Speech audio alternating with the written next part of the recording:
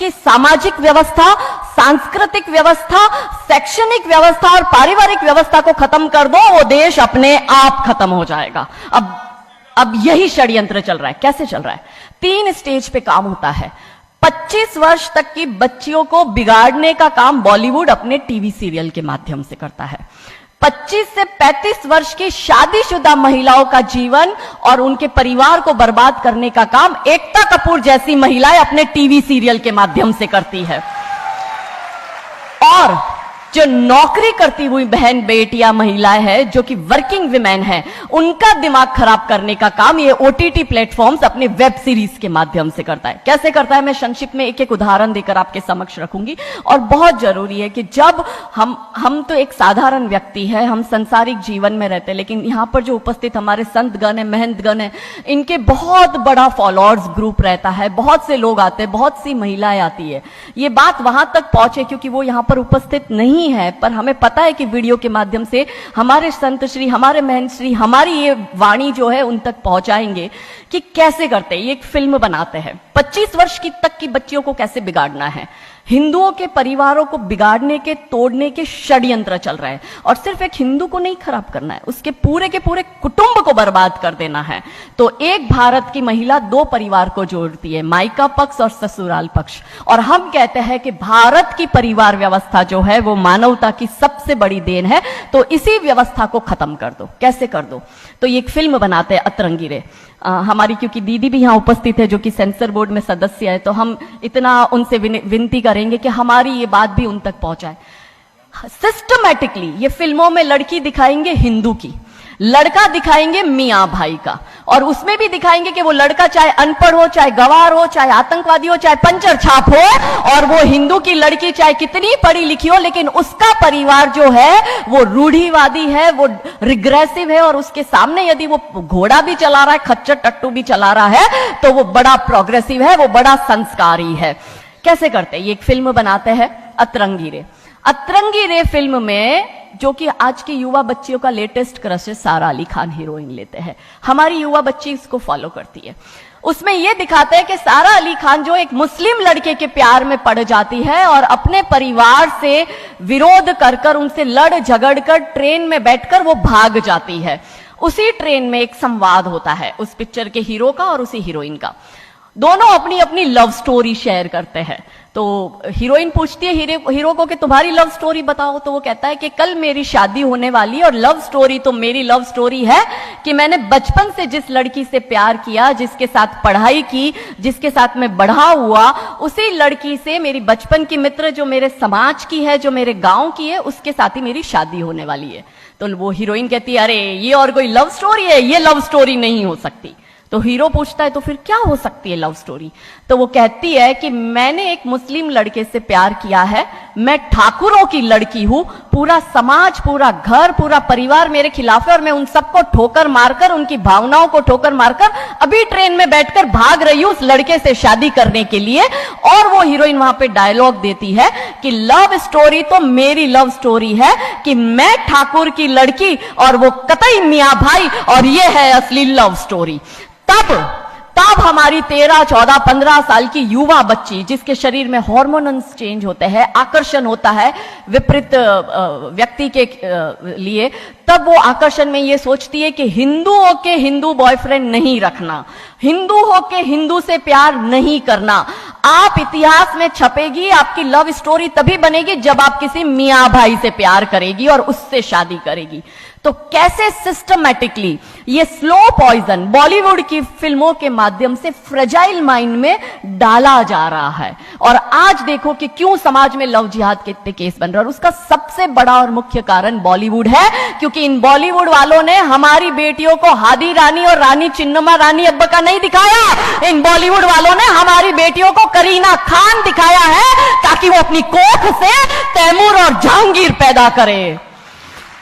ये बॉलीवुड वाले love story पर फिल्म बनानी है तो ये हादी रानी और राजा रावत सिंह चुड़ावत पर क्यों नहीं बनाते? मैं आपको उनकी कथा शॉर्ट में करती हूं कि राजा रावत का शादी जो होता है वो हादी रानी से होता है, मेवाड़ के राजा है, और औरंगजेब की सेना आक्रमण करने आती है। और जब औरंगजेब की सेना आती है तो राजा रावत सिंह का 2 दिन पहले ही विवाह हुआ होता है हादी रानी से।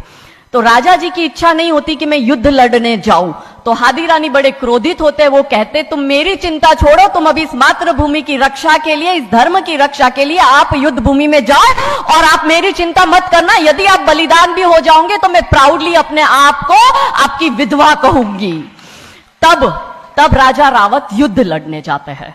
युद्ध भूमि में राजा रावत जी को हादी रानी की बहुत याद आती है, क्योंकि नई नई शादी हुई होती है, तो नई बियाई दुल्हन को छोड़ के आए होते हैं, तो बहुत याद करते हैं। तो वो अपने दूत को कहते हैं अभी सेना आने में समय होता है और युद्ध में भी समय होता है, तो वो कहते हैं अपने दूत को कि जा तू रानी सा के पास जा महल में और उनसे कहे कि राजा जी को आपकी बहुत याद आ रही है, आप अपनी कोई एक निशानी उनके लिए भेजो।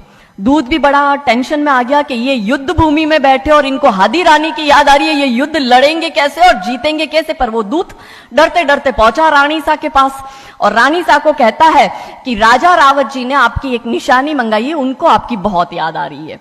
तो रानी सा बहुत क्रोधित हो जाते कि ये मेरा पति कैसा, ये युद्ध लड़ेगा कैसे, औरंगजेब की इतनी बड़ी विशाल सेना है, यदि जहां युद्ध भूमि में बैठकर उसको रणनीति बनानी है वहां वो मेरी निशानी मंगवा रहा है।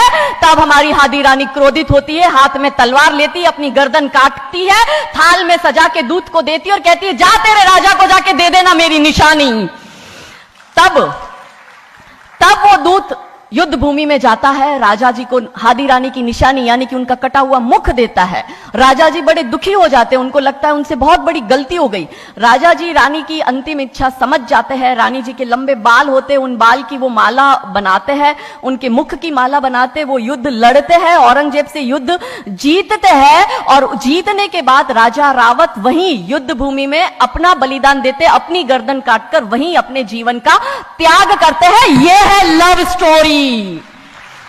पर बॉलीवुड इस पर फिल्म नहीं बनाएगी कि इतिहास चुराए नहीं है, हमने इतिहास बनाए हैं और लाखों शीश कटे हैं रण में, तब जाके हिंदू कहलाए हैं। ये महान गौरवशाली इतिहास हमारा, पर बॉलीवुड इसका इतिहास हमारे समक्ष आने नहीं देता। अब रहा 25 से 35 वर्ष की महिला, कैसे बिगाड़ती है एकता कपूर। वही sari, typical dress, typical getup, पीछे उसकी सीरियल में एकता कपूर की सीरियल में पीछे बहुत बड़ी अंबे मां की मूर्ति। दिखाएंगे कैसे हिंदू महिला को, क्योंकि परिवार खत्म करना है हिंदुओं का। तो वो एक से प्यार करेगी, शादी दूसरे से करेगी, जीवन में तीसरा पुरुष आएगा, फिर दूसरा मर जाएगा, फिर उसको चौथा पसंद आने लगेगा, फिर जो मर गया वो जिंदा हो जाएगा, फिर कंफ्यूज हो जाएगी किसके साथ जाऊं, दूसरे के साथ कि चौथे के साथ। क्या हमारी भारतीय महिलाएं, क्या हमारी हिंदू महिलाएं, सबसे बड़ा प्रश्न यह है कि क्या हम 4-4 पुरुषों के साथ अफेयर करते हैं? क्या ये हमारा सम्मान है? और अगर यदि हम सब एक होकर इसके लिए नहीं बोलेंगे तो ये आवाज नहीं उठेगी। और दुख की बात यह है कि ऐसी एकता कपूर जैसी महिलाएं जो घर तोड़ने का काम कर रही है, इनको पद्मश्री अवार्ड मिल जाता है। कैसे मिलता है? भारत सरकार से इस भूमि पर खड़े होकर मैं निवेदन करती हूं कि आप ऐसी महिलाओं के पद्मश्री वापस लो, क्योंकि ये महिलाएं हिंदू परिवारों के मकान, घर तोड़ने का काम कर रही है। और तीसरा और अंतिम, नौकरी करने वाली बहनों का दिमाग कैसे खराब करना है। तो ओटीटी प्लेटफॉर्म के माध्यम से ये दिखाएंगे कि यदि आप नौकरी कर रही है तो आपके सास ससुर आपके पैर की जूती, आपका पति आपके पैर की जूती। बच्चा पैदा करने के लिए आपको किसी से शादी करने की जरूरत नहीं है, आपको ससुराल व्यवस्था में रहने की जरूरत नहीं है, और आप है फेमिनिस्ट। और स्त्रीवाद का झंडा दिखाकर हमारी बहन बेटियों को एक हाथ में शराब का ग्लास, दूसरे हाथ से सिगरेट फूको, अंग्रेजी में गालियां बको और आप अपने आप को फेमिनिस्ट कहो। क्या यह फेमिनिज्म है भारत की धरती का? ये कभी नहीं हो सकता। रानी चिन्नमा, रानी अब्ब का फेमिनिज्म का उदाहरण है। और दूर जाने की जरूरत नहीं है, हमारी परम पूजनीय दीदी मां साध्वी रितंबरा दीदी मां फेमिनिज्म का सबसे बड़ा उदाहरण हमारे समक्ष है। रानी नायका देवी, रानी लक्ष्मीबाई हमारे लिए फेमिनिज्म का सबसे बड़ा उदाहरण है।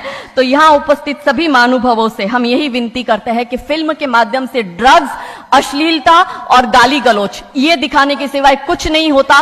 तो हम सब मिलकर एक साथ एक आवाज उठाए कि इन चीजों का बंद होना बहुत जरूरी है, क्योंकि आने वाली पीढ़ियों को बर्बाद करने का काम ये लोग अपने टीवी सीरियल और फिल्मों के माध्यम से कर रहे हैं। और क्योंकि शुरुआत भगवान राम जी के नाम से करी थी, तो अंत भी हम भगवान राम जी के नाम से करना चाहेंगे कि कौन है राम। राम जो है चेतना है, बिंदु है, बिंदु जिससे प्रस्फुटित है तेज, तेज जो कि इस समस्त सृष्टि की रचना की कल्पना का हेतु है, अनाम है, अनाम जो है पंक्ति में प्रथम, प्रथम है धर्म धैर्य